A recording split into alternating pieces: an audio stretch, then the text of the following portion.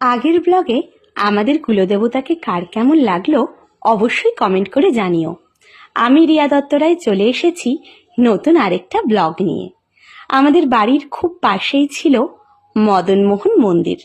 দেখতেই পাচ্ছ পাখিরা এদিক ওদিক ঘোরাফেরা করছে, আর মন্দির চত্বরটাও ছিল অপূর্ব। গ্রামটা ছিল খুব মিষ্টি, মানুষজন ছিল আন্তরিক। আমার কিন্তু খুবই ভালো লেগেছিল। এর আগের ব্লগটা যদি তোমরা এখনো অবধি না দেখে থাকো অবশ্যই কিন্তু দেখে এসো গিয়ে।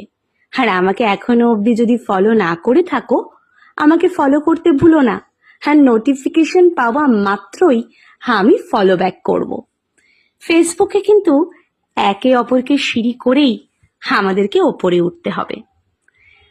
তো নানান রকম চমক ধীরে ধীরে আসছিল যত দুপুর গড়িয়ে বিকেল দিকে যাচ্ছিল। এটা ছিল দুর্গা মন্দির। তো চমকগুলো এক এক করে তোমাদেরকে দেখাবো। তোমরাও জানিও যে তোমরা এর আগে গাজন দেখেছো কিনা। আমি কিন্তু প্রথমবার দেখলাম। এরপর বেরিয়ে যাচ্ছে গাজন নিয়ে, ঢাক ঢোল সরকি সমস্ত কিছু নিয়ে মানুষজন দেখো বেরিয়ে পড়েছে। এর পরের পর্বে দেখাবো কি কি হলো, দেখতে ভুলো না। আমার শ্বশুরমশাই প্রতি বছর গ্রামের মানুষজনদের এই গাজনে গামছা বিতরণ করেন। সেই উদ্দেশ্যে কিন্তু আমাদের সেই গ্রামে যাওয়া। আমি রিয়া দত্ত রায় চলে এসেছি নতুন আরেকটা ব্লগ নিয়ে। আমার আগের ব্লগগুলো তোমাদের কেমন লাগলো কমেন্ট করে কিন্তু অবশ্যই জানিও। দেখো গ্রামের সেই সাধারণ মানুষজনরা কি সুন্দর নাচে গানে তারা মেতে উঠেছে। এইভাবেই কিন্তু তারা আনন্দ হাসিতে এই পরবটাকে উপভোগ করে। আর সেটা এত সামনে থেকে দেখতে পেয়ে আমার কিন্তু খুবই মজা লেগেছিল, খুব আনন্দ হয়েছিল।